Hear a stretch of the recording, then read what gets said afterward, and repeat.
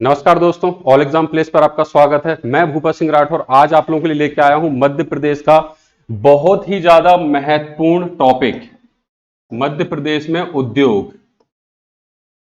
Clear है? तो आज हम उद्योगों की बात करेंगे, लेकिन इन सबसे पहले हम लोग समझते हैं कि उद्योगों का संबंध मध्य प्रदेश के किस टॉपिक से होगा। कई बार बच्चे इसमें कंफ्यूज होते हैं कि इसको हम किस टॉपिक के साथ रिलेट करें। तो जैसे मध्य प्रदेश में हमने जो शुरुआत की थी वो की थी हमने भूगोल से। क्लियर है? ठीक है, भूगोल के बाद हमने फिर सामान्य अध्ययन की बात की थी, यानी कि कुछ ऐसे टॉपिक्स जिनको आप किसी भी कैटेगरी में नहीं रख सकते हो, जो कि एक सामान्य अध्ययन के तौर पर हम देख सकते हैं, या जिसको एमपी जीके के अंतर्गत आप देख सकते हो। उसके बाद हम बात करते हैं फिर अर्थव्यवस्था की। ठीक है ना?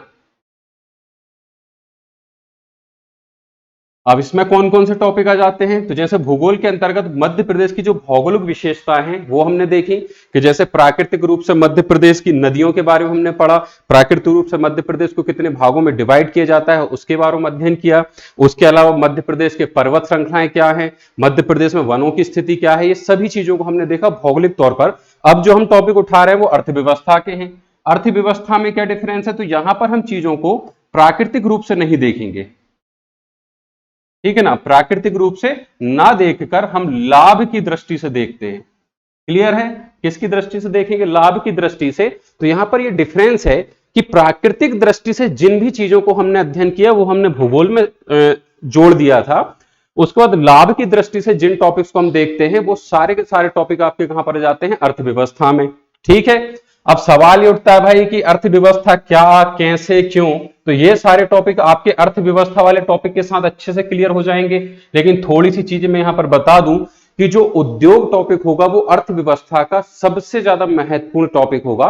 कारण क्या है इसका? तो सिंपल से इसका कारण है कि भाई कोई भी देश हो, किसी भी देश में अगर आप देखोगे तो उस देश को चलाने के लिए जो आधारभूत चीजों की आवश्यकता होती है, उसमें जैसे उस क्षेत्र के प्रशासन की आवश्यकता होती है, राजनीतिक स्थिति वहां की कैसी है, वहां के कानून नियम कैसे हैं, पुलिस प्रशासन वगैरह कैसा है, ये सभी चीजों को देखा जाता है। लेकिन इन सब चीजों के लिए जो पैसा चाहिए, जो अर्थ चाहिए, जो धन चाहिए, वो सारा का सारा पैसा आपका कहां से आता है? आपके अर्थव्यवस्था से। ठीक है ना?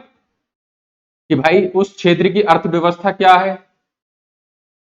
ठीक है? वहां से तो अर्थव्यवस्था की अगर हम बात करें, लेकिन सीधी सी बात घुमा फिरा के बात करेंगे तो धन से संबंधित अगर हम बात करते हैं तो पैसा कहां से आता है? तो किसी भी क्षेत्र में आप लोग जानते हैं कि अगर किसी क्षेत्र का औद्योगिकीकरण हो चुका है, उद्योगों की स्थिति किसी क्षेत्र की अगर बहुत अच्छी है, तो वहां पर पैसे की कोई कमी नहीं हो सकती है। ठीक है ना? तो हम अर्थव्यवस्था में उद्योगों का स्टार्ट करने वाले हैं। ठीक है? चलिए ठीक है भाई। उद्योगों के स्टार्ट करने से पहले कुछ चीज समझ लेते हैं कि जो उद्योग आते हैं वो अर्थव्यवस्था के किस क्षेत्र के अंतर्गत रखे जाते हैं। जैसे अर्थव्यवस्था हम पढ़ते हैं उसमें कुछ क्षेत्र होते हैं, तीन क्षेत्र मुख्यतः माने जाते हैं। उनमें से पहला होता है प्राथमिक क्षेत्र, प्राइमरी सेक्टर जिसको बोलते हैं। दूसरा होता है द्वितीय क्षेत्र जिसको सेकेंडरी सेक्टर बोलते हैं। और तीसरा होता है तृतीय क्षेत्र जिसको टर्सरी सेक्टर के नाम से भी जाना जाता है। तो जो हम इंडस्ट्री पढ़ने वाले हैं, जो उद्योग पढ़ने वाले हैं, ये उद्योग आपके कहां पर आते हैं? द्वितीय क्षेत्र में आते हैं। ये वाला पॉइंट आप जरूर याद रखना कि अर्थव्यवस्था के द्वितीय क्षेत्र में हम किसको रखते हैं? उद्योगों को रखते हैं। ठीक है ना? लेकिन इसके पहले समझ लेते हैं कि प्राइमरी सेक्टर क्या होता है। तो प्राथमिक क्षेत्र क्या होगा? तो किसी भी क्षेत्र में जितनी भी आर्थिक क्रियाएं की जाती हैं, इकोनॉमिकल जो एक्टिविटीज की जाती हैं, वो एक्टिविटीज निर्धारित करेंगी कि वो प्राइमरी सेक्टर की हैं, सेकेंडरी सेक्टर की हैं या टर्सरी सेक्टर की हैं। ठीक है? तो जैसे इनकम के लिए हम जो भी एक्टिविटी कर रहे हैं, ठीक है, जो भी एक्टिविटी आप करोगे इनकम के सोर्स के लिए, तो वो इनकम के सोर्स के लिए आप किस प्रकार से करोगे? जैसे कि प्राथमिक क्षेत्र में क्या किया जाता है, तो प्राथमिक क्षेत्र में प्रायः उन आर्थिक क्रियाओं को लिया जाता है जो सीधे प्रकृति से संबंधित होती हैं, यानी कि नेचर से संबंध रखती हैं। ठीक है ना? रिलेशन उसका किससे होता है? सीधा नेचर से होता है। जैसे कि मान के चलिए प्राकृतिक रूप से आप किस पर निर्भर, जैसे कृषि। कृषि भी एक आर्थिक क्रिया है। सभी लोग जानते हैं कि अर्थव्यवस्था में कृषि का अपना एक महत्व होता है, खासकर ऐसे क्षेत्रों में कि जो क्षेत्र देखा जाए तो आर्थिक तौर पर थोड़े से पिछड़े हुए हैं या फिर कम विकसित हैं या अल्प विकसित हैं। ठीक है? तो ये क्षेत्र आर्थिक क्रियाओं के लिए किस पर? कृषि पर सबसे ज्यादा निर्भर करते हैं। अगर हम भारत की बात करें तो भारत की स्थिति को आप क्या बोलोगे कि भारत, जैसे इकोनॉमी जब हम पढ़ते हैं तो आप लोगों ने देखा होगा कि इकोनॉमी के जो पार्ट होते हैं उनमें दो तीन प्रकार की रखी जाती है। पहली कैसी होती है? कैसी इकोनॉमी है? ऐसे देश जो कैसे होते हैं? डेवलप कंट्री के अंतर्गत आते हैं, यानी कि विकसित देश आते हैं। विकसित देश या राज्य भी इनको बोलते हो, राज्य बोल सकते हो। दूसरे क्या होते हैं, दूसरे क्षेत्र ऐसे होते हैं जो विकासशील होते हैं,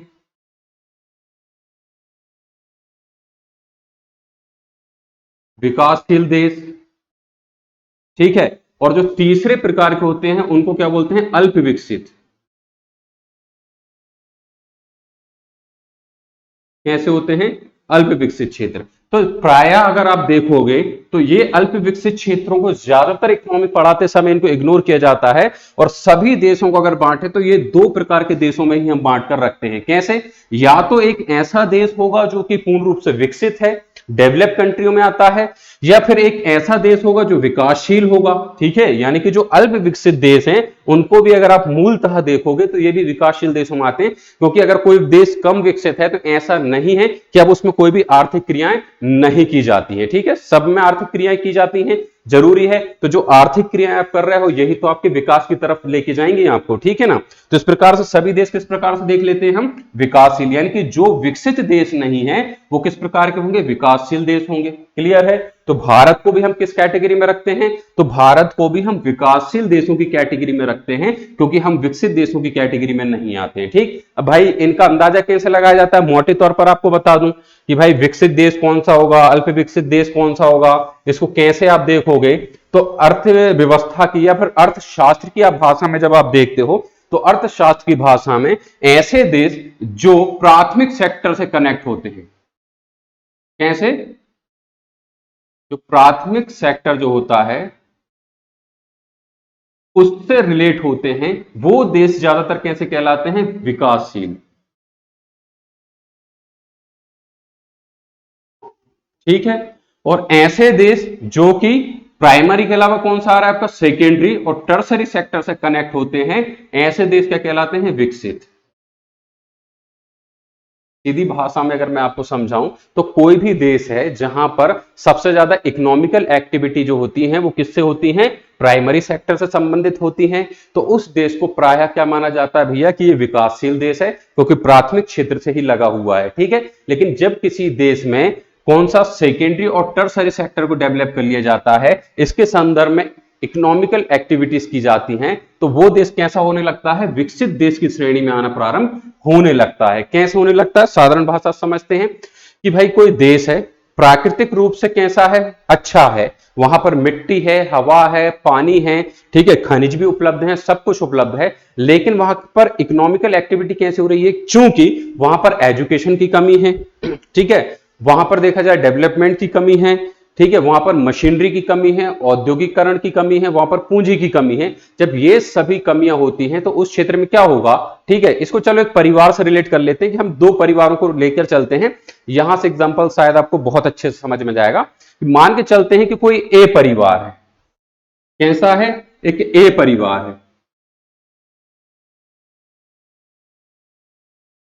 क्लियर। और एक मान लेते हैं हम बी परिवार है, बहुत ध्यान से समझ लेना, समझ में जाएगा। मैं उन बच्चों को लेकर चलता हूं जिनको बिल्कुल भी नहीं पता है उस दौर पर, जिनको पता है उनको तो इतना समझाने की आवश्यकता है ही नहीं है, खैर ठीक है ना। लेकिन मैं ऐसा मान के चलता हूं कि भाई मैं उन बच्चों को समझा रहा हूं जिनको कुछ भी नहीं आता है, तो उनके अकॉर्डिंग चलते हैं कि मान लो ये परिवार है, इन्हीं को आप देश मान सकते हो कि कोई एक ए देश है, कोई एक बी देश है, इसको परिवार की छोटी सी इकाई के रूप में लेकर हम चल रहे हैं। इन दोनों के पास में क्या है कि जमीन है, ठीक है।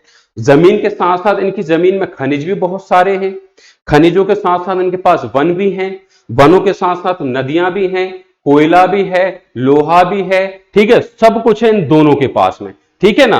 अब बात करते हैं कि इसके पास में दो चीजों की कमी आ जाती है। एक कमी जो आती है, ठीक है, पहली कमी आती है पूंजी की, और दूसरी कमी आती है टैलेंट की या एजुकेशन की या शिक्षा की। यानी कि यहां पर क्या है कि टैलेंटेड लोग नहीं है, शिक्षित लोग नहीं है, ठीक है ना, व्यापारी वर्ग नहीं है, कुछ भी नहीं है, लेकिन इसके पास, इस परिवार के पास क्या है कि पूंजी है, पूंजी है, ठीक है, और क्या है, टैलेंट है यानी कि एजुकेशन है यानी कि शिक्षा है, दोनों चीजें हैं। अब क्या होगा इस और इस परिवार में कि इसके पास जमीन जरूर है, लेकिन ये उस जमीन का लाभ कैसे उठाता है, तो ये उस जमीन का लाभ उठाएगा कृषि करके, क्योंकि सबसे इनिशियल स्टेज पर आप उसमें कृषि कर सकते हो। जो जंगल हैं उनका उपयोग आप लकड़ी काट के किस में करोगे, या तो जलाने में करोगे, खाना बनाने में करोगे, जो फ्रूट्स वगैरह हैं उसको मार्केट में बेचकर करोगे, ये सब क्रिया करके करोगे। लेकिन जो दूसरा परिवार है जिसके पास पैसा है, वो क्या करेगा कि वो अपने खनिजों का उत्खनन करा लेगा। ठीक है ना भाई, पैसा है, मशीनरी खरीद लेगा अभी इनिशियल कंडीशन के लिए। एजुकेटेड लोग हैं, वो जानते हैं, ठीक है, गणित लगाना जानते हैं, वो जानते हैं कि खनन कैसे होता है, उस खनन के बाद जो स्टील निकाला गया है उसको कैसे भट्टी में पकाना है, क्योंकि कोयला भी है, पानी भी है। तो लो साहब, पानी से उठा के व्यवस्थाएं लगा दी, ठीक है, उसके बाद उठा के भट्टी जला दी, कोयला जला दिया, लोहा गलाया, उससे क्या बनाने लगे, बड़ी बड़ी मशीनरी बनाने लगे, क्योंकि टैलेंट तो है ही साथ में। यहां पर क्या होने लगा, धीरे धीरे उद्योग बढ़ने लगे। ठीक है ना, जब उद्योग बढ़ेंगे तो उसमें क्या होगा, कच्चा माल तो मैंने बोल दिया दोनों के पास अवेलेबल है, लेकिन इसके पास है तो इन्होंने उसका इस्तेमाल किया, उससे प्रोडक्शन करके जो कच्चा माल था उसी को क्या कर दिया, उसमें थोड़ा सा दिमाग लगाया, थोड़ी सी पूंजी लगाई, ठीक है, थोड़ा सा क्या है, शारीरिक जो है अपने मेहनत लगा दी, ये सब करने के बाद एक प्रोडक्ट बन गया। अब जब वो प्रोडक्ट बन गया है तो वो आप लेकर जाओगे मार्केट में, ठीक है ना, जब मार्केट में लेकर जाओगे तो बढ़ेगा व्यवसाय, और जब व्यवसाय बढ़ेगा तो क्या बढ़ेगा, लाभ, और जब लाभ बढ़ेगा तो बढ़ेगा टैक्स, और जब टैक्स बढ़ेगा तो वहां पर जो देखा जाए सरकार है, उस सरकार के पास पैसा आएगा, तो एडमिनिस्ट्रेशन बढ़ेगा, पुलिस की व्यवस्थाएं बढ़ेंगी, रोड बनना स्टार्ट हो जाएंगे, बिजली बनाना स्टार्ट कर देंगे, कुल मिला के बेसिक इंफ्रास्ट्रक्चर मजबूत होगा, और धीरे धीरे ये जो क्षेत्र है, ये परिवार कैसा हो जाएगा, विकसित हो जाएगा। क्लियर है। लेकिन इस परिवार के साथ में कंडीशन क्या है कि कमी है पूंजी और शिक्षा की, तो ये तो अपना जो है कृषि का कार्य कर रहा है, और कृषि करते करते धीरे धीरे विकास की ओर अग्रसर हो रहा है। तो ये परिवार जो क्रियाएं कर रहा है वो क्रियाएं कहलाती हैं। कैसी क्रियाएं हैं, प्राथमिक क्रियाएं, प्राथमिक क्रिया। और इसने शुरुआत में प्राथमिक क्रिया की, लेकिन उसके बाद उसने क्या किया, उसने पूंजी को लगाया, दिमाग का इस्तेमाल किया, मशीनरी खरीदी, तो धीरे धीरे जो उद्योग लगाए, ये आती हैं सेकेंडरी क्रियाएं। ठीक है, इससे जब व्यवसाय बढ़ा तो ये आता है टर्सरी सेक्टर, तीसरा सेक्टर। ठीक है ना, तो इस प्रकार जैसे ही किसी क्षेत्र में उद्योग बढ़ा और व्यवसाय बढ़ा, यानी कि सेकंड और टर्सरी दोनों साथ में बढ़ने लगे, तो वो कैसा हो गया, विकसित क्षेत्र हो गया, और ये कैसा कहलाएगा, आपका विकासशील।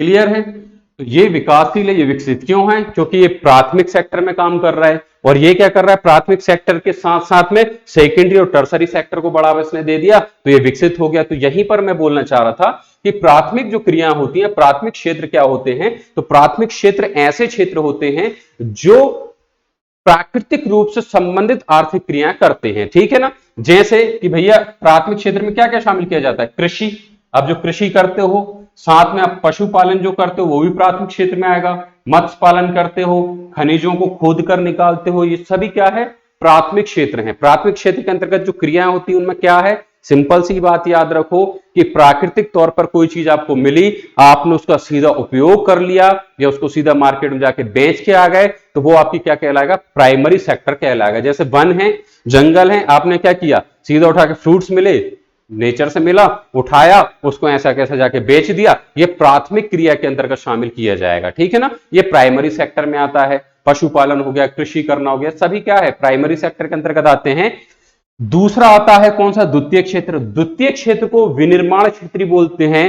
ठीक है ना, विनिर्माण का मतलब क्या होता है कि अब जो प्राकृतिक रूप से आपको वस्तुएं उपलब्ध हुई, जो चीजें आपको मिली हैं, ठीक है, जो खनिज मिला, कृषि से जो भी चीजें आपको मिली हैं, ठीक है, मछलियां मिली हैं, ठीक है ना, पशुपालन में आपको गाय भैंस से जो भी चीजें मिली हैं, यानी कि कुल मिला के प्राइमरी सेक्टर से जो भी आपको मिला है प्रोडक्शन करने के लिए, आपने उस प्रोडक्ट में क्या किया, जैसे कि मान के चलो उदाहरण लेते हैं कि जंगल से लकड़ियां भी मिली हैं, तो आपने क्या किया, उस लकड़ी को लेके और आपने एक उद्योग इकाई बनाई, उस उद्योग इकाई में उस लकड़ी को लेके गए और उसमें क्या किया, दो चीजें, एक तो थोड़ा मशीनरी से काम कर दिया है, दिमाग का इस्तेमाल किया, शारीरिक श्रम का इस्तेमाल किया, थोड़ी बहुत उसमें पूंजी भी लगा दी, क्योंकि मशीनें खरीदने में पूंजी लगती है, ठीक है ना, और थोड़ा सा उसको सजाने के लिए भी आपने पूंजी लगाई, यानी कि दूसरी चीजों को लेकर उसमें लगा दिया, और आपने उस लकड़ी से कुछ और बना दिया। चाहे वो कुर्सी बना दी, चाहे वो कोई भी चीज आपने बना दी। अब आप जानते हो कि जिस लकड़ी जंगल से जो आई थी उसकी जो कीमत नहीं है, थोड़ा सा उसमें इन्वेस्ट करने के बाद उसकी कीमत कई गुना बढ़ाई जा सकती है। ये जो उद्योग वाला कॉन्सेप्ट ये कहलाता है, ये कहलाता है सेकंड सेक्टर, ठीक है ना। तो द्वितीय क्षेत्र में क्या आता है, प्राकृतिक रूप से जो भी चीजें मिली हैं उसमें थोड़ा सा हमने क्या किया, एफर्ट डाला है, मानसिक रूप से उसमें काम किया है, शारीरिक रूप से थोड़ा सा काम किया, थोड़ा बहुत इन्वेस्ट भी कर दिया, उसको शार्प करके जब मार्केट में लेके गए तो कुल मिलाकर जो चेंजेस आए हैं वो आपका कहलाता है सेकेंडरी सेक्टर, ठीक है ना। इसमें उद्योग आते हैं, बिजली की आपूर्ति जाती है, जल आपूर्ति जाती है, ठीक है, विनिर्माण उद्योग वाला पार्ट जाता है, जो हम इंडस्ट्री पढ़ने वाले हैं आगे, ये किसका पार्ट है, सेकेंडरी सेक्टर का। अब बात करते हैं तृतीय क्षेत्र के बारे में भैया। तो तृतीय क्षेत्र क्या होता है, इसको बोलते हैं सेवा क्षेत्र। सेवा क्षेत्र मतलब सर्विस सेक्टर जिसको आप बोलते हो। सर्विस सेक्टर किसके साथ बढ़ता है, जैसे जैसे किसी देश में द्वितीय क्षेत्र बढ़ता जाएगा वैसे वैसे क्या होगा, टर्सरी सेक्टर भी क्या होता जाएगा, बढ़ता जाएगा, सेवाएं क्या होती जाएंगी, बढ़ती जाएंगी, ठीक है ना। वैसे वैसे कैसे, सेवादार क्या चीज होती है भैया, सेवा करने का मतलब क्या होता है, तो सेवा के अंतर्गत क्या क्या, जैसे प्रशासकीय सेवाएं होती हैं जिसकी तैयारी आप लोग कर रहे हो। आप किस सेक्टर में काम करोगे, इकोनॉमी के किस सेक्टर में हो आप, तो जब आप प्रशासन में जुड़ जाओगे, एडमिनिस्ट्रेशन में जुड़ जाओगे, आप पुलिस की जॉब करोगे, एडमिनिस्ट्रेशन में बैठकर आप काम करोगे, डिप्यूटी कलेक्टर का काम करोगे, तहसीलदार, नायब तहसीलदार, पटवारी का काम करोगे, ये सभी कहां पर आती है, प्रशासकीय सेवाओं के अंतर्गत आता है, सेवा कर रहे हो। इसके अलावा दूसरी आती है संरक्षण सेवाएं, इसके अलावा आता है आपका व्यापार, ठीक है, और इसके अलावा आपकी जो अन्य चीजें आती हैं विनिर्माण के अंतर्गत बनी हुई जो अन्य चीजें आती हैं वो सभी कहां पर आती हैं, तृतीय क्षेत्र में आती है। जैसे उदाहरण के लिए बता दूं, कॉल सेंटर, ठीक है, ये भी सेवा का क्षेत्र। जैसे मैं जो पढ़ा रहा हूं आपको, ये क्या, सेवा। सेवा का सीधा सा मतलब है कि आप जब मुझे पैसा देते हो तो उसके बदले आप कुछ लेते हो, ठीक है ना। अगर मान के चलो आप जैसे दुकान पर गए हो, उस दुकानदार का देखना, थोड़ा सा लॉजिक लगा के, जो भी आप प्रोडक्ट खरीदते हो, वहां से साबुन खरीदो, सर्फ खरीदो, खाने की कोई वस्तु खरीदो, तेल पाउडर क्रीम जो भी खरीद रहे हो, ना तो वो तेल पाउडर क्रीम उसने बनाया है, ठीक है ना, ना वो इसका इस्तेमाल करता है, वो केवल क्या करता है, एक जगह से चीज को लेता है, वहां पर अपना पैसा देता है, उसके बाद एक इंफ्रास्ट्रक्चर उसने दुकान के रूप में बना रखा है, वहां बैठता है और थोड़ा सा मानसिक श्रम लगाता है, उस पर बैठ के बात करता रहता है, चीजें जो भी हैं, उसके बाद अपना समय देता है, उसके बाद दूसरा व्यक्ति आता है, उससे पैसे लेता है, उसको वो चीज दे देता है, इसका बीच में कुछ भी नहीं है, लेकिन इसके बाद भी लाभ ये कमाता है, ये आपका कहलाता है तृतीय क्षेत्र, ठीक है ना। कुल मिलाकर तीसरा सेक्टर जिसको आप बोलते हो, जिसको आप सेवा क्षेत्र के नाम से जानते हो। तो जैसे जैसे प्रोडक्शन बढ़ेगा, सेकेंडरी सेक्टर बढ़ेगा, वैसे वैसा सेवा क्षेत्र भी क्या होता जाएगा, डेवलप होता जाएगा, ठीक है ना, ये दोनों। लेकिन याद रखना कि यहां पर थोड़ा सा इफेक्ट क्या आता है कि जैसे जैसे सेकेंडरी सेक्टर बढ़ता है तो यहां पर टर्सरी सेक्टर थोड़ा सा क्या होता जाता है, कम होता जाता है, क्योंकि आप प्रोडक्शन को क्या करते जा रहे हो, इस्तेमाल करते जा रहे हो, ज्यादा से ज्यादा लोग उस क्षेत्र में फिर इन्वॉल्व हो जाते हैं, ठीक है। तो इस प्रकार से आप काम करते हो।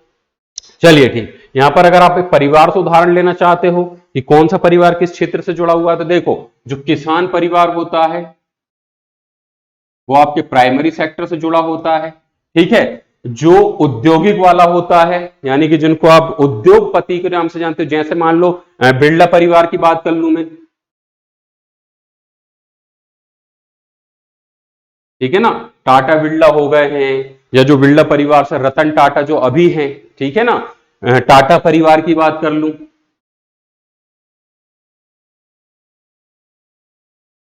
सबसे अच्छा उदाहरण रतन टाटा के बारे में आप सभी लोग जानते हो। तो जो रतन टाटा हैं वो कहां पर काम करते हैं, द्वितीय क्षेत्र में। क्यों, क्योंकि वो इंडस्ट्रियल मैन है ना, यानी कि उद्योगपति हैं, वो इंडस्ट्री का काम करते हैं, इंडस्ट्री डेवलप करते हैं और उसमें जो है प्रोडक्शन करते हैं। टाटा कंपनी की आपने सुना होगा कि ये जो लोहे से संबंधित जो कार्य होते हैं, ट्रक वगैरह बनते हैं, हैवी जो गैरेज वगैरह बनते हैं, सभी चीजें कहां पर बनती हैं, इनकी कंपनी में बनती है, टाटा के परिवार में, ठीक है। लेकिन वहीं पर तृतीय क्षेत्र के अंतर्गत कौन आते हैं, व्यापारी,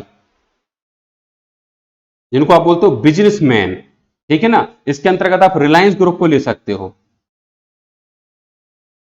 रिलायंस ग्रुप को ले सकते हो, ठीक है। जैसे धीरू भाई अंबानी हो गए, मुकेश अंबानी हो गए, अनिल अंबानी हो गए, ये जो अंबानी परिवार है ये किस क्षेत्र से जुड़ा हुआ है, आपके तृतीय क्षेत्र से जुड़ा हुआ है, ठीक है ना। क्योंकि ये क्या है, व्यवसाय करते हैं, चीजों को इधर से लेकर उधर लगाना, ये सब व्यवसाय करते हैं। और वहीं पर हम टाटा परिवार का उदाहरण लेते हैं तो वो क्या करते हैं, वो क्या है, तो भैया वो है इंडस्ट्रियल मैन, यानी कि उद्योगपति, यानी कि ये उद्योगों का काम करते हैं, ठीक है। तो समझ में आ गया, प्राइमरी सेक्टर क्या है? टोटल नेचर से जुड़ा हुआ, जो भी नेचुरल काम करके आप प्रोडक्शन करते हो उसके इस्तेमाल करते हुए प्राइमरी सेक्टर के अंतर्गत आता है, कृषि वगैरह, पशुपालन।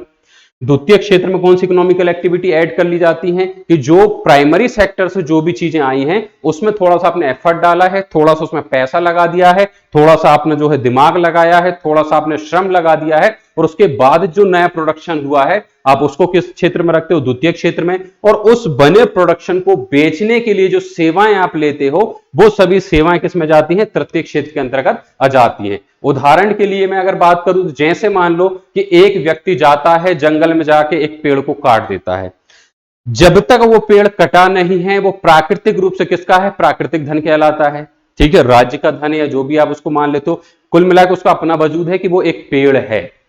जैसे ही किसी व्यक्ति ने उसमें थोड़ा सा श्रम लगाया, उसको काट दिया और वो नीचे गिर गया, अब उसका खुद का वजूद हो गया समाप्त, यानी कि अब वो पेड़ नहीं बचा है बल्कि वो एक उत्पाद हो गया है। और वो उत्पाद किसका हो गया? जिस व्यक्ति ने उसको काटा है, जिसके लिए काटा है। ठीक है ना, मोटे तौर पर मान के चलते हैं उसने अपने लिए ही काटा है। ठीक है, वो उस पेड़ को लेकर आया, उसकी झाड़ियां वाड़ियां जो थी वो हटा दी, घर तक लेकर आया, थोड़ा एफर्ट डाला। अब उसने क्या किया? उस पेड़ को किसी और व्यक्ति को दे दिया और उससे थोड़े से पैसे ले लिए, हो गया ना उत्पाद। प्राकृतिक रूप से लिया है, ये प्राइमरी सेक्टर में आ गया बेचारा व्यक्ति। ठीक है, जिसने लिया। अब जिस दूसरे व्यक्ति को दिया वो व्यक्ति जाता है और अपना एक उसका छोटा सा एक क्षेत्र बना रखा है उसने, जिसको आप या तो उद्योग भी बोल सकते हो या आप एक वर्कशॉप बोल सकते हो, दुकान या जो भी आपको लगे बोल सकते हो। कुल मिलाकर एक छोटी इकाई उसमें लेके गया, उसने उस लकड़ी पर दिमाग लगाया और काम करना स्टार्ट किया, और उसने उसके पटिए निकाले।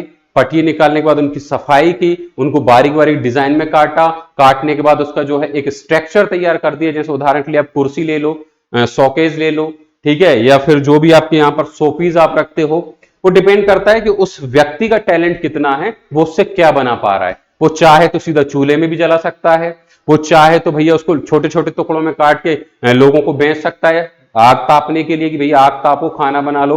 वो चाहे तो उसी लकड़ी के टुकड़े से कुर्सी बना सकता है, वो चाहे उसी लकड़ी के टुकड़े से फर्नीचर बना सकता है, वो चाहे तो शोपीस बना सकता है। ठीक है, यानी कि वो जो चाहे वो बना सकता है, बस उसको थोड़ा सा दिमाग, थोड़ा सा इन्वेस्टमेंट लगाना है, मानसिक इन्वेस्टमेंट करना है। सब चीजें करने के बाद जो उत्पादन तैयार होगा, ठीक है, उसकी कीमत अलग अलग होगी। तो ये कहलाता है आपका सेकेंडरी सेक्टर। क्या कहलाया है सेकेंडरी? उसने वहां से खरीद के और उसमें जो क्रियाएं की वो सेकेंडरी सेक्टर कहलाया। यहां से भी कुछ लाभ हुआ। अब वो व्यक्ति जब बेचने के लिए जा रहा है तो हर घर में जाके बेचेगा नहीं, तो वो एक व्यक्ति को बुलाता है, वो व्यक्ति उससे लेके जाता है, थोड़े बहुत उसको जो भी पैसे उसके दे के जाता है। तो यहां से तृतीय क्षेत्र काम कर रहा है, यानी कि दुकानदार जो आया, थोक व्यापारी, वो लेके गया, थोक व्यापारी ने एक रिटेलर फुटकर व्यापारी को दिया, फुटकर व्यापारी ने किसी ग्राहक को दिया, अब ग्राहक उसका क्या कर रहा है? इस्तेमाल कर रहा है। तो यानी कि उस औद्योगिक इकाई से निकलकर जब तक वो अपने गंतव्य यानी कि ग्राहक तक नहीं पहुंच जाता, जो इस्तेमाल करने वाला व्यक्ति वहां तक नहीं पहुंच जाता, तब तक वो किस क्षेत्र में रहा है? कुल मिलाकर सेवा क्षेत्र में रहा है। तो आज का जो हमारा टॉपिक है वो किससे संबंधित है भाई? द्वितीय क्षेत्र संबंधित है आपके उद्योग। ठीक है ना, चलिए ये आपका हमारा मेन टॉपिक बन गया है उद्योग। अब इसमें आगे बढ़ते हैं, पेशेंस के साथ आगे बढ़ेंगे ताकि कि आपको ये चीजें यहीं पर समझ में जाए, यहीं पर याद हो जाए। जब इकोनॉमी आपको पढ़ाई जाएगी सेपरेट, तो वहां पर बहुत ज्यादा बर्डन नहीं आना चाहिए। ठीक है, चलिए भाई, उद्योग क्या होते हैं जनरली? तो इनकी परिभाषा क्या होगी? साधारण शब्दों में अगर मैं समझाऊं तो क्या है? किसी भी वस्तु को लेकर उसमें क्या करना है? थोड़ी सी पूंजी का इन्वेस्ट करना है, समय का इन्वेस्ट करना है, मानसिक रूप से और शारीरिक रूप से अपने जो एफर्ट डाल दिए, मेहनत कर दी, उसके बाद उसमें जो पूंजी परिवर्तन किया है, उसका जो वैल्यू एडिशन किया है, उसकी जो पूंजी में परिवर्तन, जैसे मान लो मैंने बोला लकड़ी का टुकड़ा आया था, सपोज करो 1000 का, ठीक है, उसने उठा के उसको कुर्सी बनाई, कुर्सी बनाने के बाद उसकी कीमत क्या हो गई? अब 10,000 रुपए, उसका जो फर्नीचर बनाया, तो वैल्यू एडिशन हो गया, मूल्य वर्धन हो गया। ठीक है, तो ये मूल्य वर्धन के लिए जो भी क्रियाएं की जाती हैं वही आपकी क्या कहलाती हैं? उद्योग कहलाती हैं। बिल्कुल ऐसा कैसे लिखा हुआ है, क्या है? उद्योग आर्थिक क्रियाओं का वह क्रमबद्ध एवं व्यवस्थित प्रक्रम है जिसमें शारीरिक अथवा यांत्रिक शक्ति के द्वारा कच्चे पदार्थों को किसी इच्छित रूप मतलब मैंने आपको बताया कच्चा पदार्थ वो लकड़ी हो गई, उसका इच्छित रूप क्या है? आप जो भी, जैसे उदाहरण के लिए किसान ने कृषि की प्राथमिक क्षेत्र में चना बोया था, चना उगाया, उसने बेच दिया। अब उद्योग में जब वो चना आया तो उसमें आपने क्या लगाया है? शारीरिक श्रम लगाया है, मानसिक श्रम भी आप इसमें ऐड कर सकते हो, मानसिक श्रम, और साथ में यांत्रिक शक्ति यानी कि मशीनरियों का आपने इस्तेमाल किया है, या इसको आप पूंजी शक्ति बोल सकते हो, पैसे देकर ही मशीन आप लेकर आ रहे हो। इन सबको लगाकर आप उस कच्चे माल का क्या बना रहे हो, इच्छित रूप दे रहे हो। क्यों? आप चाहो तो उस चने से बेसन बनाकर बेच दो, आप चाहो उस चने से पहले बेसन बनाओ, फिर बेसन के आप लड्डू बनाओ, फिर बेच दो, चाहो तो उसके सेव बनाकर बेच दो। कुल मिला के जो भी आपकी इच्छा है वो सारी चीजें आप क्या कर रहे हो, उसमें इच्छित रूप में बना रहे हो, और उसका आकार अथवा उसके जो विशेष गुण वाली जो वस्तु में आप उसको परिवर्तित करते हो, उसी को क्या बोलते हैं, आप उद्योग बोलते हो। ठीक है ना? इनका मूल्यवर्धन किया जाता है, तो जो भी आप उसको आकार वाकार दे रहे हो, उसको जो भी आप कर रहे हो, उससे उसका क्या हो रहा है, मूल्यवर्धन हो रहा है। ठीक है? उदाहरण के लिए सबसे अच्छा उदाहरण मैं आपको देता हूं, जैसे आलू। उदाहरण के रूप में आप क्या लो, आलू। ठीक है? आलू जब किसान उगाता है और वो इकट्ठे भाव में जब बेचता है, तो वो इकट्ठे भाव में मुश्किल से अगर मैक्सिमम वैल्यू आप ले लो तो 20 रुपए किलो के हिसाब से बेचता है। 20 रुपए किलो के हिसाब से बेचा। एक व्यापारी ने लिया, वो व्यापारी उठा के उद्योगपति को बेच के आया, उसने सेवा का काम किया। व्यापारी क्या कर रहा है, सेवा कर रहा है। ठीक है? सीधा टर्सरी सेक्टर आ गया यहां पर। फिर इंडस्ट्री वाले को दिया। सपोज अपन इंडस्ट्री की बात करते हैं, जैसे कि मान लो चिप्स चलती है आजकल, बहुत सारी कंपनियों की अलग अलग चिप्स चल रही हैं। ठीक है ना? लेस की चिप्स चलती है, लेस सुना होगा। तो लेस कंपनी के पास गया, उस कंपनी ने क्या किया, उसमें थोड़ा सा एफर्ट डाला, साफ किया, उसकी चिप्स बना दी, फ्राई कर दिया, थोड़ा मसाला डाला, एक पैकेट में उठा के पैक कर दिया, पैक करने के बाद वापस भेज दिया। तो इसमें क्या, सेकेंडरी सेक्टर ने अपना काम किया और टर्सरी सेक्टर तो लगा ही हुआ है सेवा का काम करने के लिए, और वो लेकर आ गया और एक दुकान पे दे गया।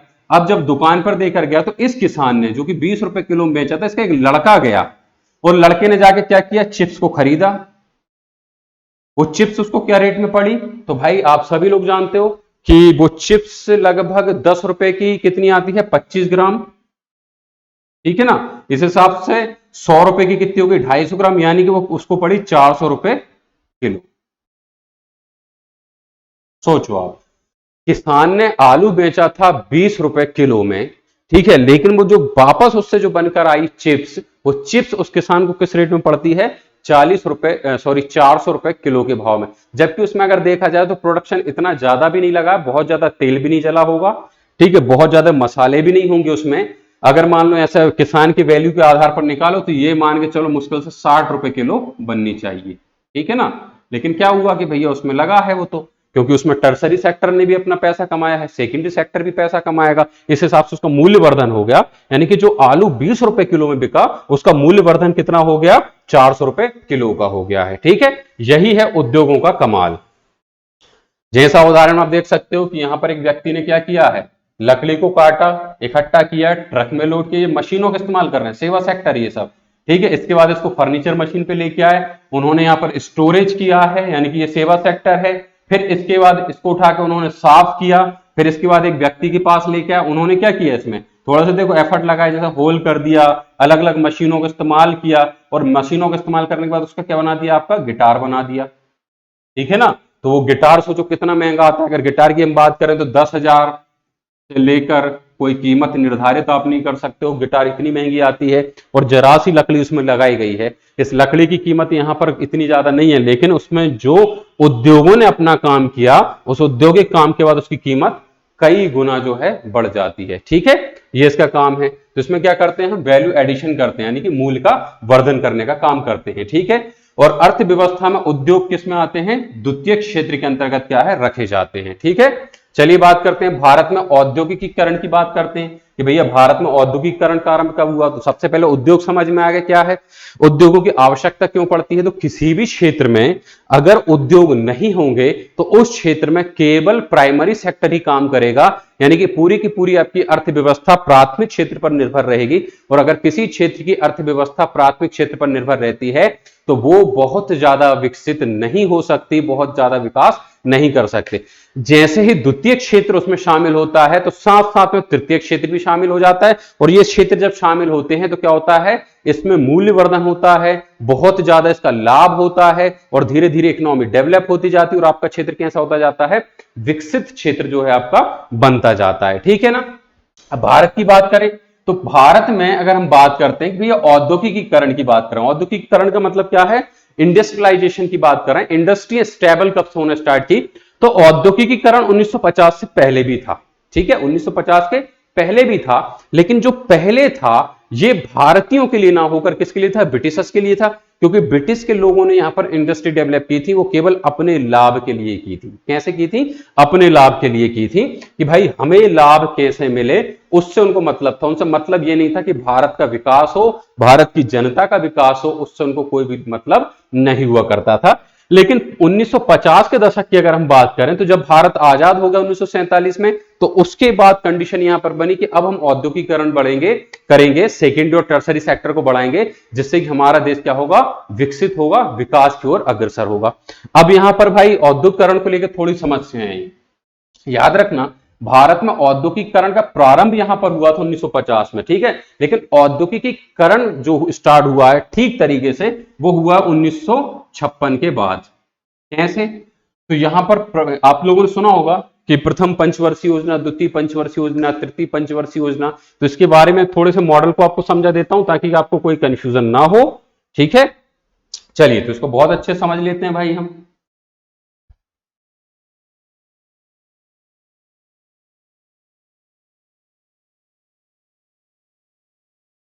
एक बोर्ड की सहायता समझ लेते हैं कि देखो क्या होता है। तो सबसे पहले हम बात करेंगे 1947 से पहले की, बिफोर, ठीक है ना, बिफोर की बात करते हैं, ठीक। 1947 के पहले जो औद्योगिकरण किया गया था, उसका जो मॉडल था, वो मॉडल कैसा था? पूंजीवाद मॉडल। कैसा था? पूंजीवाद। पूंजीवाद। एक होता है समाजवाद। दोनों मॉडल को समझा देता हूं ताकि आपको समझ में आए कि पूंजीवाद मॉडल क्या होता है और समाजवाद मॉडल क्या होता है। ये बहुत ही समस्या वाली चीजें होती है, लेकिन समझ लो पूंजीवाद मॉडल क्या होता है। पूंजीवाद मॉडल ये कहता है कि किसी भी क्षेत्र की जो आर्थिक क्रियाएं हैं, वो सभी आर्थिक क्रियाएं क्या होनी चाहिए? अर्थव्यवस्था के नियम के अनुसार चलनी चाहिए। और अर्थव्यवस्था का सिंपल नियम क्या होता है? मांग एवं पूर्ति। मांग एवं पूर्ति। इसको भी समझ लो, थोड़ा समय लगेगा, आगे हम स्पीड में चलेंगे तो कोई दिक्कत नहीं आएगी। मांग और पूर्ति का नियम क्या बोलता है? सीधा सा फंडा ये है, उसका लॉजिक सिंपल सी बात है कि जब किसी चीज की डिमांड होगी, मार्केट उसकी पूर्ति के लिए औद्योगिकरण करेगा, उद्योगों में उसकी पूर्ति की जाएगी, मतलब माल बनाया जाएगा, मार्केट में लेकर आएंगे और उसकी क्या करेंगे? हम पूर्ति करेंगे। इसी से आपको क्या मिलेगा? लाभ मिलेगा। लेकिन याद रखना कि इस सभी चीजों से जो बड़े बड़े व्यापारी होते हैं, जो पूंजीवादी लोग होते हैं, उनके पास पैसा होता है, लाभ उनको ही मिलता है। जैसे उदाहरण की बात करूं, एक उदाहरण देखना, आप बहुत अच्छा उदाहरण समझ में आएंगे। जैसे कोरोना, कोरोना चला, कोरोना का टीका बना, इंजेक्शन बना। अब अगर यहां पर पूंजीवाद की बात हम मानेंगे और अगर इकोनॉमिकल नियम की बात मानेंगे, तो यहां पर क्या बोल रहा है भैया मार्केट कि कोरोना जब आया तो इसकी जब वैक्सीन बनी, टीकाकरण जब यानी कि टीका बन गया, उसकी एक वैक्सीन तैयार हो गई, तो यहां पर देखना पूंजीवादी नियम क्या बोलेगा। पूंजीवादी नियम क्या बोलेगा कि भैया इसको मार्केट के हिसाब से चलने दो। मार्केट के हिसाब से चलने का मतलब क्या होगा कोरोना का?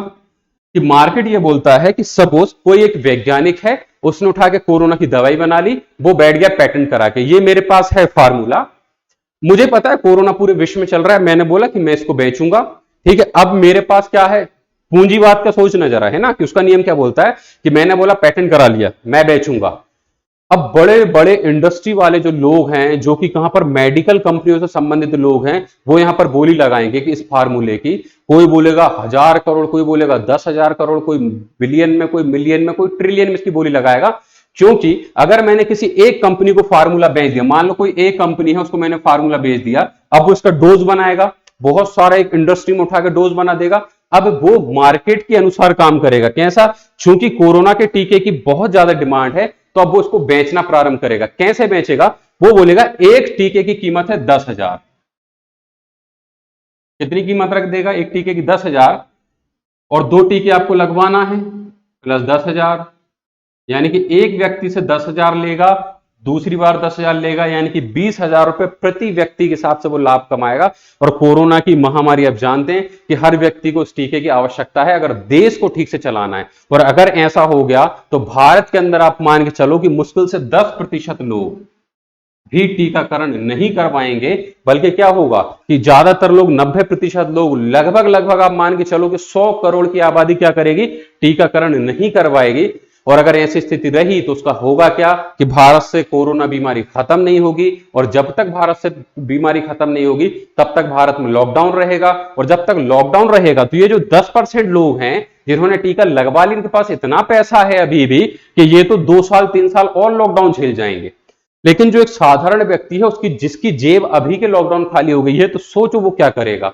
तो यहां पर कुल मिलाकर देश घाटे में चला जाएगा, देश की इकोनॉमी ब्लास्ट हो जाएगी, लोग भूखे मरेंगे, सुसाइड के केस ज्यादा आएंगे, कुल मिलाकर सब सुनबटे सन्नाटा खत्म। ये बोलता है पूंजीवाद का नियम। क्या बोल रहा है कि भैया मांग बढ़ेगी तो हम पूर्ति बढ़ाएंगे, और पूर्ति अपने अनुसार बढ़ाएंगे, जिस प्रोडक्ट की जितनी ज्यादा मांग होगी उसको उतना ही महंगा करके बेचेंगे। ठीक। दूसरा उदाहरण आप इसमें ले सकते हो, छोटा सा उदाहरण, जैसे अभी कुछ समय पहले आपने सुना होगा गुटखे बंद हो गए, या आप कोरोना काल के समय आप देखते हो तो कोरोना के समय पे क्या हुआ था, दुकानें बंद हो गई। तो भैया मार्केट में मांग बढ़ी, जैसे मान लो गुटखे की बात करें, ठीक है ना, गुटखे की बात करें, गुटखा क्या है भैया हमारा, ये एक ऑप्शनल खाना है, राष्ट्रीय खाना बोल सकते हो आप इसको हिंदुस्तान का। दुनिया में कुछ भी बंद हो जाए चलेगा, पर गुटखा दारू बंद हो गई बिल्कुल नहीं चलेगा।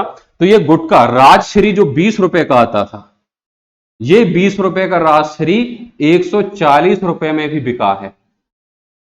कितने में? 20 रुपए का 140 रुपए में भी बिका है। अब इसमें गुणा लगाते रहना, कितनी गुना ज्यादा इसकी जो है वैलिड जो है बढ़ा दी थी। ठीक है, ये क्या बोलता है, मांग और पूर्ति का नियम, कि जब डिमांड ज्यादा है सप्लाई कम है तो यहां पर व्यापारी अपना लाभ बढ़ाने के लिए क्या कर देगा, रेट बढ़ा देगा। अब आपको चाहिए तो आप लो, नहीं चाहिए तो मत लो। यानी कि सीधी सी बात है, देश के अंतिम व्यक्ति तक ये वस्तुएं नहीं पहुंचेंगी, जैसे कोरोना का टीका भी नहीं पहुंचता। ठीक। तो समाजवाद क्या बोलता है, सॉरी पूंजीवाद क्या बोलता है, पूंजीवाद बोलता है कि जिस व्यक्ति के पास जितना पैसा होगा वो उतना बिजनेस करेगा और अपनी चीजों को उस हिसाब से बेचेगा। बाकी आम आदमी, गरीब आदमी से कोई मतलब नहीं, तुम्हें खरीदना है खरीदो, नहीं खरीदना है मत खरीदो। क्योंकि पूंजीवादी अर्थव्यवस्था यही बोलती है कि मार्केट पर जो कंट्रोल होगा,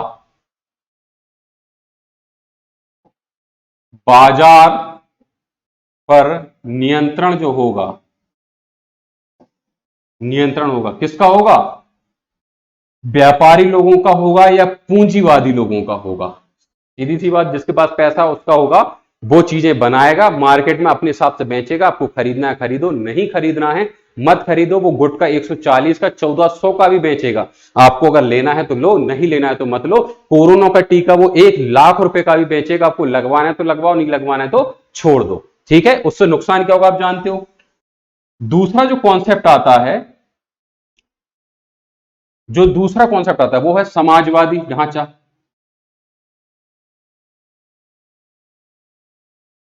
समाजवादी अर्थव्यवस्था वाले देश। समाजवाद क्या बोलता है, सिंपल सा फंडा है, समाजवादी अर्थव्यवस्था में जो पूर्ण समाजवाद को अगर आप फॉलो करोगे तो वो क्या बोलते हैं कि पूरे के पूरे बाजार पर, जो बाजार है आपका, बाजार पर नियंत्रण किसका होगा, सरकार का होगा, सरकार का होगा। यानी कि हमारे देश में कोई भी चीज बनेगी, अगर वो खरीदना है तो वो सरकार से आपको खरीदनी पड़ेगी हर चीज पर। जैसे आपने भैया प्रोडक्शन किया है, ठीक है, सरकार की सभी इंडस्ट्रियां होंगी, जितने भी आप चीजें देख रहे हो वो सब कुछ क्या होगा, सर आपको एक पंखा भी खरीदना है तो आपको सरकारी दुकान, यानी कि जितनी भी दुकान है वो सरकार की है, सरकार बताएगी कि ये पंखा कितने का बिकेगा, 1000 का बिकेगा कि 5000 का, या 200 रुपए में बेचना है, ये सरकार पर नियंत्रण करेगी। ये होती है समाजवादी व्यवस्था, जिसके आधार पर रशिया चलता है। ठीक है ना। तो अंग्रेज जो भारत में आए थे ये पूंजीवाद के नियम को लेकर आते हैं। पूंजीवाद का नियम क्या बोलता है, इन्होंने सब कुछ किया और करके अपने देश ले गए, क्योंकि वहां पर पूंजीवादी लोग बैठे और ये मार्केट को अपने हिसाब से कंट्रोल करते थे और अपने हिसाब से व्यापार बढ़ाते थे। ठीक है, लेकिन समाजवादी व्यवस्था सरकार की बात करती है, उस समय सरकार तो थी नहीं भारत में, तो और समाजवादी व्यवस्था में क्या हो रहा है, सब कुछ कंट्रोल सरकार का होगा। ठीक है ना। तो और उस समय तो हम पूंजीवाद भी नहीं अपना पा रहे थे, समाजवाद, क्योंकि पूंजीवाद अगर आपको अपनाना है तो आपके पास पूंजीपति भी तो होने चाहिए। हमारा देश आजाद हुआ, हमारे पास बहुत ज्यादा पूंजीपति कहां थे। ठीक है, समाजवाद की बात करें तो समाजवाद को फॉलो करने के लिए आपका जो एडमिनिस्ट्रेटिव पावर होता है, वो बहुत बड़ा होना चाहिए, आपका एडमिनिस्ट्रेटिव ढांचा बड़ा होना चाहिए। पूर्ण कंट्रोल आपको होना चाहिए। नहीं तो होगा क्या कि सरकार ये पंखा बेचेगी 200 रुपए का, मैं इसको खरीदूंगा और उसको ब्लैक में बेचूंगा 2000 रुपए का, क्योंकि सरकार हर गांव तक इस पंखे को नहीं पहुंचा पा रही है। तो यहां पर क्या होगा, बीच में रिश्वतखोरी चालू हो जाएगी, 2 नंबर की ब्लैक मार्केटिंग चालू हो जाएगी। तो कुल मिला के हिंदुस्तान जिस कंडीशन में था, वो कंडीशन हिंदुस्तान की ऐसी थी कि ना तो वो पूंजीवाद को अपना पा रहा है, क्योंकि हमारे पास पूंजीपति नहीं है, हमारे पास इतना बड़ा इंफ्रास्ट्रक्चर नहीं है, आधारभूत संरचना ही नहीं है, हम कैसे काम करेंगे भाई। अगर एक पूंजीपति को आप विदेश से बुलाते हो, वो 10,000 करोड़ लगा के कंपनी खोलना चाहता है, लेकिन कंपनी खोलने के लिए उसको सिक्योरिटी नहीं है आपके पास। वो बोला ठीक कोई बात नहीं, सिक्योरिटी नहीं, मुझे मशीन चलाने के लिए जो मशीनें लगेंगी वो चलाने के लिए इलेक्ट्रिसिटी चाहिए, वो है? आपने बोला नहीं है। ठीक है, उसने बोला कोई बात नहीं, मैं बाहर से ले लूंगा, इलेक्ट्रिसिटी भी मंगा लूंगा।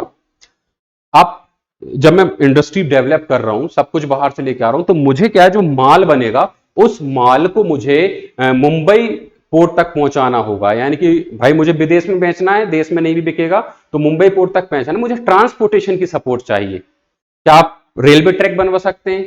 नहीं। आपके पास रोड है, रोड जिससे कि हम ट्रक से ले जाएं? आपने बोला नहीं। तो एक बात बताओ, करोड़ों रुपए आपके यहां पर आकर क्यों लगाएगा? समझ में आ रहा है? तो पूंजीपति नहीं है, क्योंकि आपके पास बेसिक इंफ्रास्ट्रक्चर भी नहीं है। ठीक, बात करें समाजवादी व्यवस्था की, तो भैया इतना बड़ा देश, करोड़ों की आबादी, समाजवादी अर्थव्यवस्था में अगर सरकार हर चीज को कंट्रोल करने बैठे तो क्या कर पाएगी? संभव है कि यहाँ के लोग इतने पढ़े लिखे और सक्षम हैं कि सरकार के नियमों को माने? तो इसका आंसर है नहीं। तो फिर क्या करो, तो यहां पर हमने क्या अपनाई? मिश्रित अर्थव्यवस्था। क्या अपनाई? मिश्रित अर्थव्यवस्था अपनाई। यानी कि कुछ सेक्टर्स को मार्केट के भरोसे छोड़ दूंगा, कुछ सेक्टर्स को गवर्नमेंट पूरी तरह से कंट्रोल करेगी, और ये दोनों के आधार पर जब मिक्स करके हम चलाएंगे तो हमारा देश ठीक से चल पाएगा। ठीक है ना? तो ठीक है भाई, इसी नियम के अंतर्गत हमने क्या किया कि 1950 के दशक में क्या कर दिया, हमने औद्योगिकरण का आरंभ कर दिया। ठीक है ना? क्या हुआ इस समय? उद्योगों की स्थापना के लिए बड़े पैमाने पर पूंजी निवेश किया गया। हमने कुछ नियम ऐसे बना दिए जिससे कि बाहर के लोग भी आकर हमारे यहाँ पर पूंजी निवेश कर सके। साथ ही द्वितीय पंचवर्षीय योजना के साथ साथ औद्योगिक उत्पादन में क्या है, विविधता लाने, गुणवत्ता में सुधार लाने और उत्पादन बढ़ाने में भी उल्लेखनीय प्रगति की गई। कब? प्राथमिक नहीं, द्वितीय पंचवर्षीय योजना की बात हो रही है। ठीक है ना? 1956 के बाद से बात हो रही है। अब ये क्या मैटर था, तो इसको भी थोड़ा समझ लो कि जब देश आजाद हुआ तो यहां पर 2 प्रकार के मॉडल मैंने आपको बताया, समाजवादी था और एक कैसा था, पूंजीवादी। ये सोच होती है। तो यहां पर जो गांधी जी थे, ठीक है ना, किसकी बात करेंगे हम? गांधी जी की बात करेंगे, और एक बात करेंगे हम नेहरू जी की। 2 लोग थे। देश के प्रधानमंत्री कौन थे? नेहरू। ये कौन थे भैया? पीएम थे, प्राइम मिनिस्टर। और वहीं पर हम बात करेंगे गांधी जी की। ये कौन थे? Father of nation. ठीक है ना? ये प्राइम मिनिस्टर थे और फादर ऑफ नेशन यानी कि राष्ट्रपिता बन चुके थे। अब यहां पर मूल अवधारणा देखना कि नेहरू जी जो थे, जिनकी जो विचारधारा थी, उनकी विचारधारा कैसी थी? पूंजीवादी। पूरी पूंजीवादी नहीं बोल सकते, लेकिन ये प्रभावित थे पूंजीवादी व्यवस्था से। क्यों? क्योंकि एक तो यंग थे, ऊपर से अगर देखा जाए तो विदेशों पर नजर रखते थे। इन्होंने बोला अमेरिका हुआ, ब्रिटेन हुआ, फ्रांस हुआ, जितने भी डेवलप कंट्री को अगर हम देखते हैं तो वहां पर अगर देखा जाए तो क्या है, पूंजीवादी अर्थव्यवस्था को फॉलो करते हैं वो लोग। फटाफट उन्होंने क्या है, इंडस्ट्रियां लगाई, पूंजीवादी लोगों को बुलाया, उन्होंने पैसा इन्वेस्ट किया, उठा के हमने काम चालू किया, प्रोडक्शन हुआ, बेचना स्टार्ट किया, सीधा लाभ आना स्टार्ट हुआ, देश क्या होने लगा? विकसित होने लगा। लेकिन नहीं, गांधी जी जो थे वो थोड़े कैसे थे? समाजवादी टाइप के। पूरी तरह नहीं बोल सकते, लेकिन हाँ कुछ हद तक उनकी सोच समाज में। उनका बोलना था कि अगर आजादी के बाद सीधा हमने पूंजीवाद को यहां पर लगा दिया और उद्योगपतियों को काम दे दिया, तो यहां पर पूंजीवादी लोगों का ही बोलबाला होगा, उनके अनुसार ही सरकार अपना काम करे, क्योंकि पैसा वही आपको देंगे और उस हिसाब से आप नियम बनाओगे, जिससे क्या होगा, जो पिछड़ा व्यक्ति है, पिछड़ा व्यक्ति बोल सकते हो या आम व्यक्ति बोल सकते हो, वो तो और पिछड़ जाएगा। क्यों? उनकी तो कोई रिस्पेक्ट ही नहीं बचेगी। भाई एक छोटा सा किसान है, उसके लिए क्या करेगी सरकार? कुछ नहीं, जो करना है इनके लिए करना पड़ेगा आपको।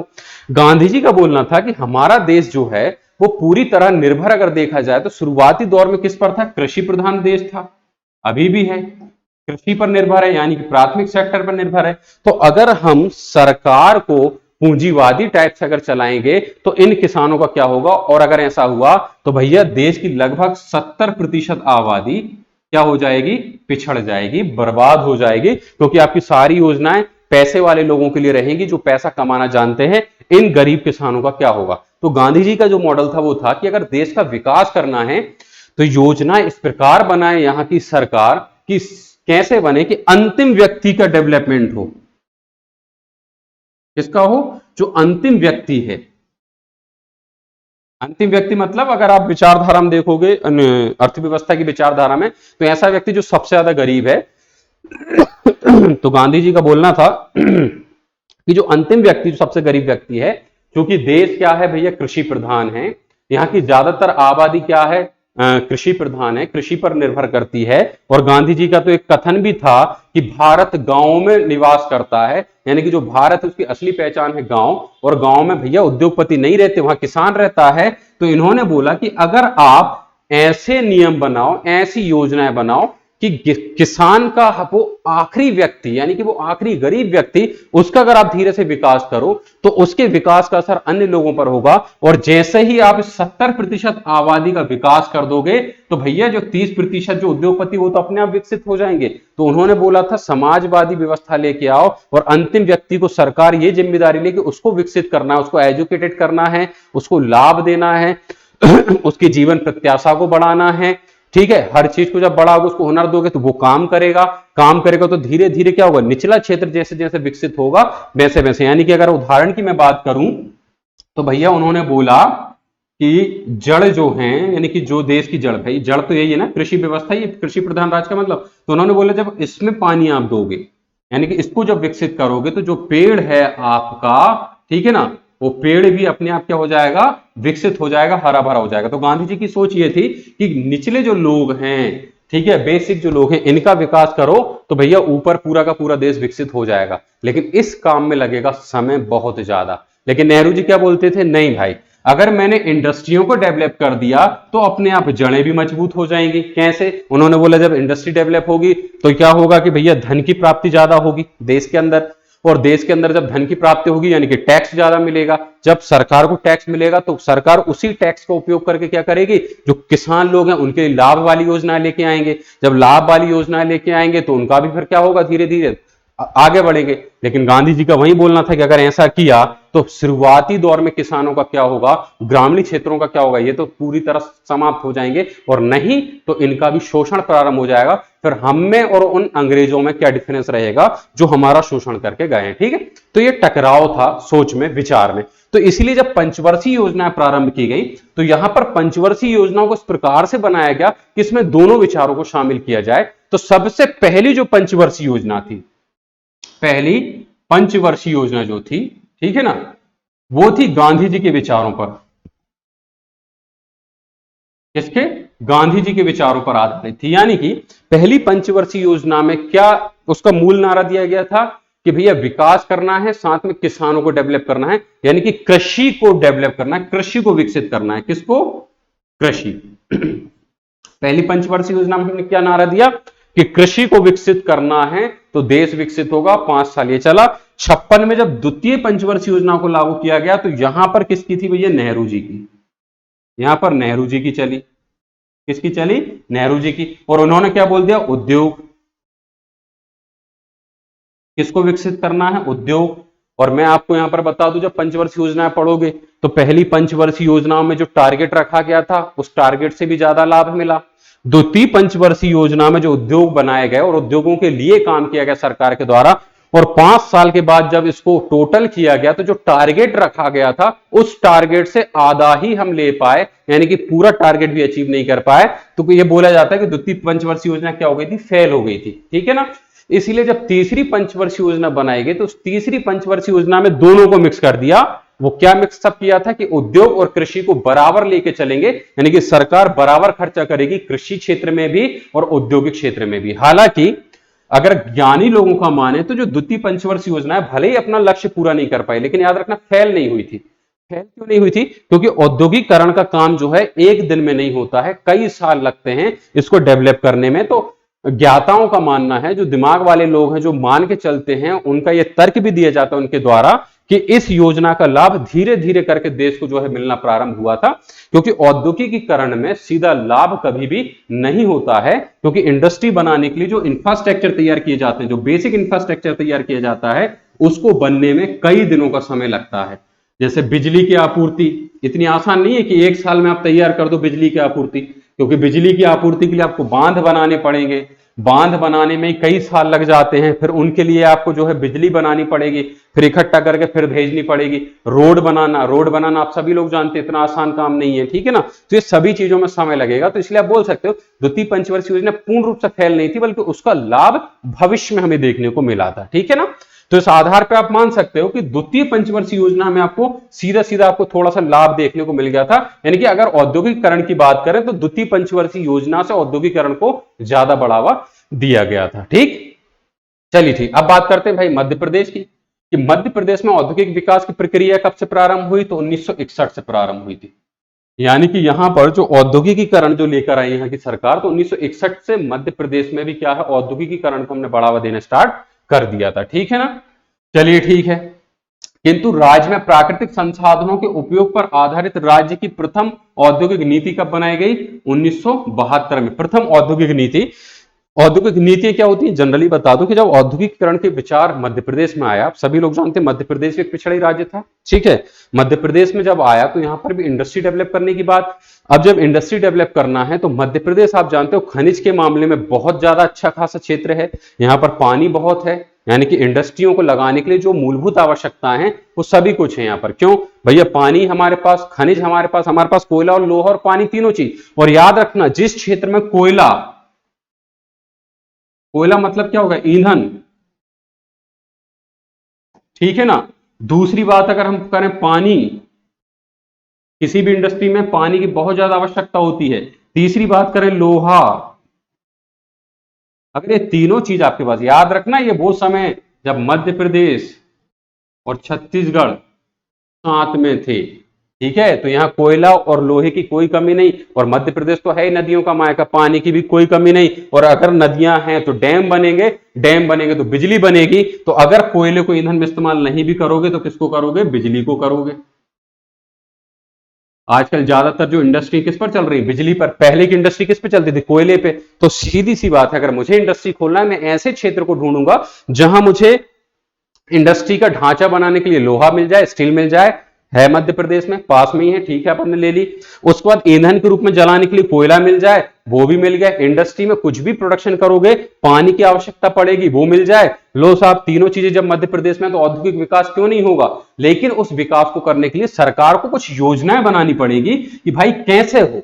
ऐसा ना हो कि हम पता चले कि जो उद्योग लगाए हम, क्योंकि प्राइवेट सेक्टर ही ज्यादा इंडस्ट्री डेवलप कर रहा है, प्राइवेट सेक्टर को अगर उद्योग लगाने की परमिशन दे तो ऐसा ना हो कि वो पता चले हमारे जो प्राकृतिक संसाधन है उनका दोहन कर दे, पूरी तरह से खत्म कर दे। ऐसी कई कंडीशन होती है जिनके लिए हमें क्या, औद्योगिक नीतियां बनानी पड़ती हैं कि उद्योग जब मध्य प्रदेश में लाए जाएंगे, किस रणनीति से लाए जाएंगे, पहले कौन से उद्योग को लगाएं। क्यों, क्योंकि याद रखना, उद्योग बाद में आएंगे, सबसे पहले यहां की जो सरकार है उसको बेसिक इंफ्रास्ट्रक्चर तैयार करना पड़ेगा, आधारभूत या अधोसंरचना बनानी पड़ेगी। और उस अधोसंरचना में सरकार का बहुत पैसा खर्च होता है, जैसे अच्छे खासे मजबूत और बड़े बड़े रोड, बड़े बड़े और मजबूत पुल बनाने पड़ेंगे, ताकि कि आपका क्या हो सके भैया, जो उद्योगों में माल बना है उसके लिए आप किसका इस्तेमाल कर सको, आप ट्रक वगैरह का इस्तेमाल कर सको। आपको रेलवे बिछानी पड़ेगी, क्योंकि अगर ज्यादा माल है किसी उद्योग में, बड़े प्रोडक्ट होते हैं, तो उनके ट्रांसपोर्ट करने के लिए, ट्रांसपोर्टेशन करने के लिए आप सीधा टैक्स ना करके किससे, रेल से करोगे, ठीक है ना। दूसरी बात, बिजली की व्यवस्था करनी पड़ेगी। पानी है, नदियां हैं, तो क्या करें, नदियों को ले जाने के लिए नहरों का निर्माण करना पड़ेगा, ठीक है। लोहा है तो क्या होगा भैया, उसकी नीतियां बनानी पड़ेंगी, कितनी खुदाई, क्या, ये सभी के लिए हमने क्या किया था, 1972 में पहली औद्योगिक नीति हमने तैयार की, ठीक है। वर्तमान में मध्य प्रदेश में निवेश की दृष्टि से कौन सा है भैया, 5वां स्थान। ये कंटेंट याद रखना कि अगर पूरे भारत में आप जब कंपेयर करोगे तो निवेश की दृष्टि से, यानी जो इन्वेस्ट कर रही है सरकार, उसके हिसाब से हम उद्योग में 5वें स्थान पर हैं। और वहीं औद्योगिक विकास की दृष्टि से, इंडस्ट्रियल डेवलपमेंट की अगर नजर से आप देखोगे तो हम किस स्थान पर आते हैं, 7वें स्थान पर आते हैं। औद्योगिक विकास में हम किस स्थान पर हैं, 7वें स्थान पर हैं। पहले स्थान पर आपका महाराष्ट्र चल रहा है, ठीक है ना। और अगर मान लो पूंजी निवेश की बात करें तो 5वें स्थान पर हैं। ये आपको इंडिकेट करता है कि बहुत जल्द वो समय आएगा जब औद्योगिक विकास में हम 7वें स्थान से और आगे बढ़ते जाएंगे, यानी कि आप धीरे धीरे धीरे धीरे आप करके ये जो आपका 7वें स्थान है ये कैसा होता जाएगा, 6वां, 5वां, चौथा, तीसरा, दूसरा, और हो सका तो वर्तमान में सॉरी भविष्य में क्या होगा कि पहले स्थान पर भी हम पहुंच सकें, क्योंकि हमारे पास वो चीजें हैं। प्राकृतिक संसाधन प्राइमरी सेक्टर भर के हमारे पास, बस उसमें औद्योगिक विकास करना है तो धीरे धीरे हम क्या हो जाएंगे, विकसित हो जाएंगे। ठीक, फिर बात करते हैं औद्योगिक नीति 1988 पहली बन चुकी थी 72 में, दूसरी फिर नवीन नीति कौन सी बनाई, 1988 की घोषणा कर दी। ठीक है ना। इस नीति में राज्य को क्या है, विकसित और पिछड़े जिलों में विभाजित किया गया। इस नीति की सबसे बड़ी विशेषता क्या थी कि जब इस नीति को डेवलप किया गया तो सबसे पहले यहां पर क्या कैटेगरी डिवाइड की कि भैया मध्य प्रदेश में जितने जो जिले हैं एमपी प्लस छत्तीसगढ़ के मिला के, उनमें से डेवलप डिस्ट्रिक्ट कौन कौन से, थोड़े से विकसित हैं, अच्छी खासी कंडीशन है, उनको अलग करो, जो एकदम पिछड़े जिले हैं उनको अलग कर दो। लिस्ट तैयार करो जिससे कि ये निर्णय ले सके हम कि जो भी इंडस्ट्री हम लगाने वाले हैं उन इंडस्ट्रियों को कहां पर उनका जो है लाभ मिलना चाहिए, कहां पर उनसे जो लाभ मिले उसको खर्च करना चाहिए और किस क्षेत्र को ज्यादा से ज्यादा विकसित करना चाहिए। ठीक है, इसका मुख्य उद्देश्य क्या रखा गया तो समझ लेते हैं। सबसे पहले प्रदेश को औद्योगिक श्रेणी में लाना, यानी कि जब तक 1988 तक बात करें तो मध्य प्रदेश कोई औद्योगिक अपना प्रदेश नहीं कहलाता था, बल्कि कृषि आधारित प्रदेश ही कहलाता था। तो यहां पर हमारा पहला लक्ष्य क्या बना दी हमने कि मध्य प्रदेश भी उद्योगों की श्रेणी में शामिल हो, यहां पर इतना तो औद्योगिकरण कर सके कि भारत में मध्य प्रदेश को भी इंडस्ट्रियल स्टेट का दर्जा जो है प्राप्त हो जाए। इसके अलावा अनुसूचित जाति, अनुसूचित जनजाति, महिला और पिछड़े वर्ग और गरीबी रेखा से जो नीचे के लोग रहेंगे, ठीक है ना, गरीबी रेखा से नीचे जीवन यापन करने वाले जो लोग रहेंगे उनकी उद्यमिता विकास करना, उनको उद्यमिता का विकास करना। उद्यमिता का विकास मतलब ऐसा कि भाई मध्य प्रदेश में हम औद्योगिकरण तो लाएंगे लेकिन पूंजीवाद का नियम हम नहीं लगाने वाले, समाजवाद का लगा नहीं सकते, हमें तो क्या चलना है, मिश्रित अर्थव्यवस्था के रूप में चलना है। तो यहां पर सरकार ने जो नीति बनाई 1988 उसमें पहले तो हमने क्या कर दिया कि जिलों को डिवाइड कर दिया। फिर चूंकि आप लोग जानते हो कि मध्य प्रदेश की आबादी काफी 7 करोड़ से ऊपर की आबादी लेकर हम बैठे हैं, तो उसमें अलग अलग प्रकार के लोग हमारे पास आते हैं, एससी के लोग हैं, एसटी के लोग हैं, फिर महिलाएं भी हैं। इस प्रकार से देखा जाओ तो भैया गरीबी रेखा से नीचे जीने वाले लोग भी हैं, ये सभी लोग हैं। तो इनको कैसे डेवलप करो, क्यों, क्योंकि उद्योग तभी विकसित होगा जब वहां के लोग विकसित होंगे। क्यों, उदाहरण की बात अगर मैं करूं कि मान के चलो एक क्षेत्र ऐसा है जहां पर गरीबी है प्लस बेरोजगारी है, ठीक है, दोनों चीजें कोई बात नहीं चलता है। दूसरा क्षेत्र है उसमें भी भैया गरीबी है और बेरोजगारी दोनों चीजें हैं, लेकिन दोनों में डिफरेंस क्या आ रहा है कि इस क्षेत्र के लोग पढ़े लिखे नहीं है, यानी कि एजुकेशन की अगर बात करूं, शिक्षा की बात करूं तो शिक्षा यहां पर नहीं है, पर यहां पर की बात करूं शिक्षा की तो शिक्षा यहां पर है। ठीक है, तो अब मुझे बताओ जब यहां गरीबी बेरोजगारी और शिक्षित लोग नहीं है तो मुझे अगर इंडस्ट्री डेवलप करना तो मैं कहां करूंगा जाके, ठीक है, तो मैं इस क्षेत्र को चुनूंगा कि भले यहां गरीबी बेरोजगारी लेकिन कम से कम लोग शिक्षित हैं, तो मुझे वहां पर काम करने के लिए लोग एजुकेटेड पर्सन मिलेंगे जो क्या करेंगे, मेरे प्रोडक्शन में क्या करेंगे, इजाफा करेंगे, लाभ का मुझे मौका देंगे। वहीं अगर इस क्षेत्र में मैं चला गया इंडस्ट्री लगाने तो पता चले कि भैया मैंने लोगों को लगाया काम पे, उनसे बोला है कि आपको ये माल की तगाड़ी भर के इस मशीन में फेंकना है, और वो व्यक्ति गया उसने तगाड़ी भरी और तगाड़ी की तगाड़ी फेंक दी, मेरी करोड़ों की मशीन एक दिन में खराब। उनसे कहा कि इतने टाइम पर ये लीवर दबा देना है जिससे कि इलेक्ट्रिसिटी क्या हो जाएगी, बंद हो जाएगी। अगर कोई मशीन खाली चल रही है तो ये बटन दबा के मशीन को बंद करना है, वो दबा रहा है चालू करने की बटन, दूसरी मशीन चालू करके उसने वो खराब कर दी। ठीक है ना, दूसरी बात प्रोडक्शन में भी इसका इफेक्ट आएगा, नेगेटिव इफेक्ट। तो कुल मिला के अच्छा, दूसरी बात गरीबी बेरोजगारी है, शिक्षा भी नहीं है, और पता चल रहा है कि किसी दिन मैं अपनी इंडस्ट्री पे जाता हूं तो मेरे को केवल बेसिक इंफ्रास्ट्रक्चर मिल रहा है, मशीनें गायब हो चुकी हैं, क्यों, तौल के बेच दी, देसी पौवा खरीदने के चक्कर में बेचारे लोहार को तुलवा दिया। तो ऐसे क्षेत्र में जाना पसंद नहीं करूंगा। तो अगर आपको विकसित होना है इंडस्ट्री के मामले में तो आपको अपने क्षेत्र में क्या करना पड़ेगा, उद्यमिता विकास लाना पड़ेगा। आपके जो क्षेत्र के लोग हैं उनको मानसिक स्तर पर प्रिपेयर करना पड़ेगा कि जब इंडस्ट्री यहां पर स्टेबल होंगी तो आपको एजुकेशन की बहुत ज्यादा आवश्यकता पड़ेगी, और वो एजुकेशन किस प्रकार की हो, उद्यमशीलता वाली हो, अब एजुकेशन उद्यमशीलता वाली कैसी होती, तो उदाहरण दे दूं कि जैसे जब कोई बच्चा पढ़ता है तो वो दो प्रकार से स्टडी करता है। जैसे आपके घर में उदाहरण दे दूं मैं कि अगर दो भाई पढ़ रहे हैं और आप सरकारी नौकरी की तैयारी कर रहे हो तो आप इस स्टडी को नहीं कर रहे हो, ठीक है, आप सेवा वाला अध्ययन कर रहे हो। किसका? सेवा। आप चाहते हो मैं पढ़ा लिखूं, पढ़ूं लिखूं, पढ़ने लिखने के बाद मैं किसी ऑफिस में, सरकारी ऑफिस में बैठकर काम करूं, वहां पर मैं सेवा की नौकरी लूं, यानी कि आप सर्विस करेंगे, सेवा देंगे, वहां से आपको पैसा मिलेगा, आप खाएंगे। वहीं दूसरा बच्चा जो स्टडी कर रहा होता है वो कर रहा होता है किसकी? उद्यमशीलता की, यानी कि वो ऐसा सोचकर स्टडी कर रहा है कि मेरे अंदर कोई एक हुनर आए और उस हुनर के अंतर्गत मैं आगे जाकर व्यापार करूं। जैसे हमारे क्षेत्र में आप देखोगे बीबीए चलता है, ठीक है ना, एमबीए चलता है, ये क्या है? इससे व्यावसायिक शिक्षा को बढ़ावा मिल रहा है। इसके अलावा आप जानते हो आईटीआई चलता है। आईटीआई किसको बढ़ावा दे रहा है भाई? उद्यमशीलता को बढ़ावा दे रहा है। कैसे? आईटीआई में आप काम करने का हुनर सीख रहे हो, आप इंजन बनाना सीख रहे हो, आप मोटर्स बनाना सीख रहे हो, तो आगे चलकर आप अपनी इंडस्ट्री डेवलप कर सकते हो ना, आप छोटा सा आपका उद्योग डाल सकते हो, आप कोई भी काम कर सकते हो, तो आप उद्योगपति बन सकते हो। तो इस प्रकार एजुकेशन होता है। तो मध्य प्रदेश में ये नियम लागू किए गए कि यहां पर केवल सेवा से संबंधित शिक्षा न देकर अब उद्यमशीलता वाली शिक्षा भी दी जाएगी, यानी कि बीबीए एमबीए टाइप की शिक्षा लेके आएंगे जिससे कि व्यापारी बढ़े, ठीक है, मानसिकता में व्यापार आए।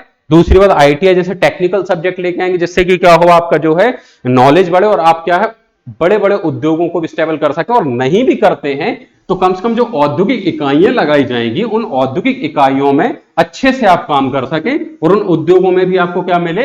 अच्छा खासी बढ़त मिले, जिससे कि मध्य प्रदेश में दूसरी इकाइयां भी स्टेबल हो सके, दूसरे उद्योगपति भी सोच सके कि नहीं, इस प्रदेश में कोई भी उद्योग जाता है बर्बाद नहीं होता है। यही बस इसका क्या था? उद्देश्य बनाया गया था दूसरा वाला, ठीक है। अब आपने सोचा होगा कि भाई अब महिलाओं को क्यों लेके आए, अनुसूचित जाति जनजाति की बात क्यों कर रहे हैं यहां पर? तो भाई जनरल के लोग भी पढ़ते लिखते हैं, सब पढ़ लिख रहे हैं, लेकिन ज्यादातर मानसिकता के अंतर्गत महिलाओं को कैसा घरेलू आज भी रखा जाता है। घरेलू रख रहे हो आप, घरेलू रखने से आपको क्या नुकसान हो रहा है? नहीं दिख रहा है। सीधा सा एक उदाहरण देकर समझा देता हूं, समझ में जाएगा। मान लो ए कोई परिवार है, बी कोई परिवार है। ए में 5 पुरुष हैं, 5 मेल और 5 फीमेल, यानी कि टोटल कितने हो गए? 10। बी में भी यही कंडीशन है भैया, 5 मेल 5 फीमेल, टोटल कितने हो गए? 10, ठीक है। इस परिवार की मासिक आय कितनी बन रही है? चूंकि 5 पुरुष काम करने जाते हैं और हर महीने में 5 इंटू 2,000 रुपए कमाते हैं, ठीक है, तो कितने हो गए? 10,000 रुपए इनकम हो गई। 10,000 इनकम हो गई, टोटल 10 लोग हैं, ठीक है ना। कुल मिला के 5 पुरुष कमाने गए, 10,000 रुपए कमा के लाए। खाने वाले कितने हैं भैया? 10 लोग हैं, 1,000 रुपए के हिस्से में उनके आया। लेकिन यहां पर क्या है कि 5 पुरुष और 5 महिलाएं भी कमाने जाती हैं और वो 2,000 रुपए कमाते हैं प्रत्येक व्यक्ति। तो कुल मिलाकर 10 के हिसाब से देखोगे तो कितना हो गया? 20,000 की इनकम हो रही है। सदस्य उतने ही हैं, सदस्य उतने ही हैं, काम करने भी बराबर जा रहे हैं, लेकिन ये परिवार 20,000 कमा रहा है, ये 10,000 कमा रहा है। तो विकास का स्तर आप देख सकते हो कि कितना जा रहा है, सीधा डबल जा रहा है, ठीक। इसी प्रकार से अगर मान के चलो आपके घर की महिलाएं काम नहीं करेंगी, किसी भी स्टेट में लगभग 3 करोड़ से प्लस जो है हमारे स्टेट में महिलाएं हैं, अगर ये काम नहीं करेंगी तो इकोनॉमिकल अगर वे में आप देखोगे तो ये क्या है? इकोनॉमिकल बोझ बनती जा रहे हैं, ठीक है। लेकिन अगर इनको आप एजुकेटेड करते हो, उद्यमशीलता इनको अंदर बढ़ाते हो, तो याद रखना कि आपके 3 करोड़ लोग काम करने वाले और विकसित हो जाएंगे और आपका परिवार भी एक उन्नत अवस्था में आएगा, जिससे कि राज्य भी उन्नत अवस्था में जाएगा। क्योंकि अब प्रत्येक व्यक्ति राज्य को टैक्स देगा और वही टैक्स मिलकर आपके लिए क्या करेगा? लाभ का काम करने वाला है। तो इसलिए यहां पर महिलाओं को भी बढ़ावा दिया गया, ठीक है। इसके अलावा क्या किया गया? तो इसके अलावा किया गया कुटीर उद्योग, जैसे खादी ग्राम उद्योग, हथकरघा उद्योग, ठीक है ना, कि मैं औद्योगिकरण को क्या किया? प्रोत्साहित किया। शिल्प एवं हस्तशिल्प को संरक्षण देना प्रारंभ किया गया समिति से। इसका मतलब क्या है कि जैसे मध्य प्रदेश मैंने बोला कि भैया प्राइमरी सेक्टर में काम हो रहा है, लेकिन इसके बाद भी जो छोटे मोटे उद्योग चलते हैं, जैसा कुटीर उद्योग आप जानते हो, ऐसा उद्योग जो कि कुटिया के अंदर चलाया जा सकता है, यानी कि घरों के अंदर बैठकर लोग काम करते हैं, जिसके अंदर एक परिवार के लोग मिलकर काम कर लेते हैं। कुटीर उद्योग जैसे मान लो बांस से डलिया वगैरह बनाना हो गया, ऊन की बुनाई करना हो गया, ठीक है ना, छोटी छोटी चीजें बनाना हो गया, ये कुटीर उद्योग होते हैं। मध्यम श्रेणी के उद्योग होते हैं। तो ऐसे उद्योगों को भी क्या करना है? प्रोत्साहित करना है, जिससे कि अगर कोई परिवार है जो इंडस्ट्री में काम नहीं करना चाह रहा है, जो कृषि भी नहीं कर रहा है, तो वो अपने घर में रह के भैया मटके बना सकता है, डलिया बना सकता है, कुछ तो भी करेगा जिससे कि क्या होगी, राज्य की इनकम बढ़ती जाएगी। साथ में क्या है, तो शिल्प एवं हस्तशिल्प को बढ़ावा देना है। संरक्षण देने का मतलब क्या है कि अब चूंकि कपड़े आप सभी लोग जानते हो कि भैया फैक्ट्रियों से आने लगे हैं, एक से एक कपड़ा आने लगा है, आप जानते हो सस्ता भी पड़ता है, तो ज्यादातर लोग क्या करते हैं, रेडीमेड कपड़ा खरीदना प्रारंभ कर दिए। अब जब रेडीमेड कपड़ा खरीदोगे तो जो खादी ग्राम उद्योग वाला या हथकरघा वाला व्यक्ति है, जो हस्तशिल्प हाथों से साड़ी बना रहा है, उनका क्या होगा? क्यों? हाथ से अगर आप साड़ी बनी हुई खरीदते हो डिजाइनिंग, तो वो आपको 10,000 की पड़ती है, और वही अगर आप फैक्ट्री वाली आप लेते हो तो आपको पता है कि 1,000 रुपए में पड़ जाती है। तो अब व्यक्ति तो इसको खरीदेगा ना, इसको थोड़ी ना खरीदेगा। तो इसको भी संरक्षण दिया जाएगा। इसको संरक्षण कौन देगी? सरकार देगी। कैसे? कि इनको संरक्षण इस प्रकार से देगी सरकार कि इनके जो आपूर्ति होती है सरकार के द्वारा डायरेक्ट की जाती है, साथ में इनके प्रोडक्ट को बेचने के लिए अलग अलग एम्पोरियल बनाए जाते हैं। ठीक है ना? ये कौन बना रहा है? सरकार बनाएगी। इसका पूरा मार्केटिंग का खर्चा से लेके सब कुछ कौन कर रहा है? सरकार। अब आपके घर में अगर आपने एक साड़ी बनाई है डिजाइनिंग, सरकार उसको लेके जाएगी और उसको एम्पोरियल में बेचेगी, स्टैंडर्ड जगहों पे बेचेगी, देश में नहीं तो विदेश में बेचेगी, जिससे उसका अच्छा खासा मूल्य आपको क्या है, मिलेगा। तो आपका क्या होगा कि जो छोटे छोटे आपके घर के उद्योग हैं, ये उद्योग भी आपके समाप्त नहीं होने वाले हैं। ये उद्योग भी बहुत अच्छी व्यवस्था में चलते रहेंगे। इससे क्या होगा कि बेरोजगारी नहीं फैलेगी। ठीक है? अगली नीति आती है औद्योगिक संवर्धन नीति। कौन सी?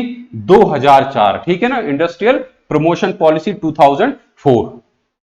88 के बाद फिर 4 वाली लेके आ गए। ठीक है? ये बढ़ती जाएगी धीरे धीरे। तो राज्य में क्या है, औद्योगिकरण को प्रोत्साहित करने के लिए सरकार ने प्रथम औद्योगिक जो संवर्धन नीति है कब लागू की? ये प्रश्न बन सकता है कि पहली औद्योगिक नीति कब लागू की थी? 72 वाली हो गई, सुधार किया था 1988 में, हो गया। लेकिन हम बात करें प्रमोशन वाली संवर्धन नीति की बात करें तो पहली कब लागू की थी? 2004 में की। इसके बाद उसमें सुधार कब किए गए? 2007 में इसको क्या कर दिया गया? संशोधन कर दिया। 2007 में संशोधन के बाद फिर 1 नवंबर सन 2010 को उसमें पुनः क्या कर दिया गया? पुनः से संशोधन किया। और फिर 2010 की जो पॉलिसी बनी थी 2014 में इसको फिर से क्या कर दिया गया था? फिर से संशोधित कर दिया गया था। 2004 में बनी, वर्तमान नीति 2014 की चल रही है। लेकिन फिर जब जीएसटी वाला काम चालू हुआ तो इसके बाद थोड़ा सा इसमें चेंज किया, लेकिन नीति यही चल रही है। ठीक है? उद्योग संवर्धन नीति 2014, हालांकि थोड़ा सा सुधार हुआ है लेकिन नाम यही रहेगा। कब से लागू की गई है? 1 अक्टूबर 2014 से नई नीति लागू की गई। जीएसटी आने के बाद थोड़ा सा परिवर्तन हुआ, संशोधन हुआ, लेकिन हटाई नहीं गई है। ठीक है? इसका उद्देश्य क्या रखे गए भाई? तो इसका जो उद्देश्य रखा गया उसमें क्या है? अर्थव्यवस्था में समावेशी विकास, है ना? Sustainable development. क्या होता है समावेशी विकास? समावेशी विकास का मतलब होगा कि प्रत्येक क्षेत्र को साथ लेकर चलना समान रूप से। यानी कि यहां पर जो योजना बनाई गई 2014 में, उसमें यह कहा कि नहीं, केवल इंडस्ट्रियों के लिए हम काम नहीं कर रहे हैं, केवल शिक्षा के लिए काम नहीं कर रहे हैं, केवल स्वास्थ्य के लिए काम नहीं कर रहे हैं, केवल बड़ी इंडस्ट्रियों के लिए काम नहीं कर रहे हैं, बल्कि क्या करेंगे कि एक आम व्यक्ति के जीने के लिए जितनी भी चीजों की आवश्यकता होती है सबको साथ में विकसित करेंगे, जिसको बोलेंगे समावेशी विकास। यानी कि उद्योगपतियों भी उनका भी डेवलपमेंट होगा, तो साथ में एक आखिरी गरीब व्यक्ति का भी डेवलपमेंट होना चाहिए। ठीक है? इसके साथ साथ राज्य में क्या? सुस्थिर औद्योगिकीकरण। अब सुस्थिर औद्योगिकीकरण का क्या मतलब है? तो मतलब यह है कि आप लोग अपने आसपास क्षेत्र में देखते हो कि कई लोग कई प्रकार के कार्य चालू करते हैं, लेकिन किसी कारणवश नहीं कर पाते हैं। उन कार्यों को उनको बंद करना पड़ता है। तो उससे क्या? उद्योग बढ़ते हैं, गिरते हैं, बढ़ते हैं, कम होते हैं। तो इन्होंने क्या बोल दिया कि सुस्थिर औद्योगिकरण की हम बात करेंगे।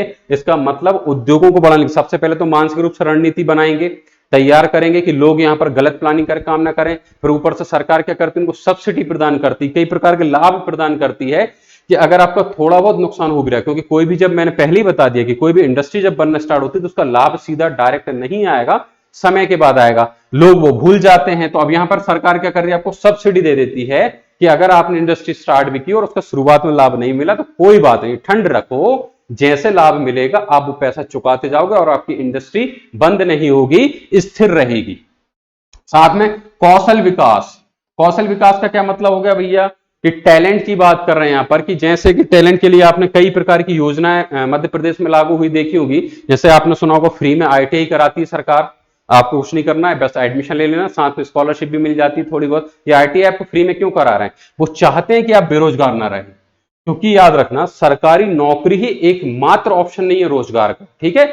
क्या है भाई, जितने भी लोग हैं उन लोगों में अगर देखा जाए तो मुश्किल से 5% लोगों को सरकारी नौकरी दे सकती सरकार, बहुत कोशिश करोगे तो 10% लोग। सब कुछ सरकारी नौकरी में नहीं होगा, तो उन्होंने बोला कि प्रत्येक व्यक्ति को क्या है, कौशल विकास की तरफ लेकर चले। मध्य प्रदेश कौशल विकास योजना, सॉरी प्रधानमंत्री कौशल विकास योजना, आप कितने जो है जोर शोरों से उसका नारा आपने सुना होगा। तो आपको क्या है, कौशल दिया जाएगा, ठीक है ना। आप उससे क्या होंगे कि भाई आप किसी ना किसी हुनर को सीखेंगे, हुनर सीखना सीधी बात। जैसे इसके अंतर्गत मैंने आईटीआई एक एग्जांपल दिया, दूसरा आपने एग्जांपल सुना होगा कि मोबाइल रिपेयरिंग के लिए भी कई कोर्सेज चलाए जाते हैं। आप फ्री में जाके वो कोर्स ज्वाइन कर सकते हो, आपको सिखा देंगे मोबाइल को रिपेयर कैसे करना है। साथ में इलेक्ट्रॉनिक डिवाइस रिपेयरिंग वो आपको सिखाते हैं, साथ में टेक्निकल काम सिखाते हैं। कंप्यूटर में आपको कई जो कोर्सेस होते हैं, जावा कोर्स होता है, दुनिया भर के कोर्स सरकार फ्री में कराती है। क्या है, कौशल विकास के अंतर्गत आते हैं, ठीक है ना। आपके अंदर अगर हुनर आ गया तो आप सीधी सी बात है, बेरोजगार तो आप हो ही नहीं सकते, ठीक है। तो आप सरकार की क्या हो गई, जिम्मेदारी थोड़ी सी कम हो जाएगी रोजगार बांटी। साथ में पर्यावरणीय सुरक्षा की बात भी की गई। किसकी बात की गई, पर्यावरणीय सुरक्षा की, क्योंकि आप सभी लोग जानते हो कि इंडस्ट्री पर्यावरण की क्या होती है, दुश्मन होती है। जैसे जैसे इंडस्ट्रियां विकसित होती जाएंगी वैसे वैसे पर्यावरण की स्थिति क्या होती जाती है, नीचे गिरती जाती, कारण है प्रदूषण। तो सरकार ने यहां पर यह भी बोला इस नीति में कि पर्यावरण की सुरक्षा को भी ध्यान में रखा जाएगा, इसकी सुरक्षा को भी भैया बढ़ाते रहेंगे, जिससे कि क्या हो कि हमारा पर्यावरण ज्यादा प्रदूषित ना हो, जिससे राज्य का क्या हो, समग्र विकास किया जाए। समग्र विकास का मतलब समझ रहे हो ना, पूरे के पूरे राज्य को एक साथ विकसित करना है। अब कोई भी क्षेत्र पीछे नहीं पिछड़ा रहना चाहिए। फिर इसके बाद क्या है इसमें, सूक्ष्म यानी कि बहुत छोटे, लघु, मध्यम एवं बृहद श्रेणी के उद्योग तथा निवेश परियोजनाओं के लिए आधारभूत संरचना का भी क्या करना है, विकास करना है, ठीक है ना। यानी कि किसी भी प्रकार के उद्योग अगर मध्य प्रदेश में कोई खोलना चाहे तो उसको यह शिकायत ना रहे कि भैया यहां पर जो है आप क्या कर रहे हो, आधारभूत जो अधोसंरचना होती है, ठीक है ना, बेसिक इंफ्रास्ट्रक्चर जो होता है वो डेवलप नहीं है, तो मैं कैसे काम करूं। और बेसिक इंफ्रास्ट्रक्चर में क्या होता है, मैंने आपको अभी थोड़ी देर पहले बताया था, कोई भी अगर मुझे इंडस्ट्री खोलना है तो मुझे क्या क्या चाहिए, तो मुझे चाहिए बिजली या कोयला, इसकी आपूर्ति होना चाहिए, फैक्ट्री में बंद नहीं रख सकता भाई। फिर मुझे चाहिए शिक्षित वर्कर,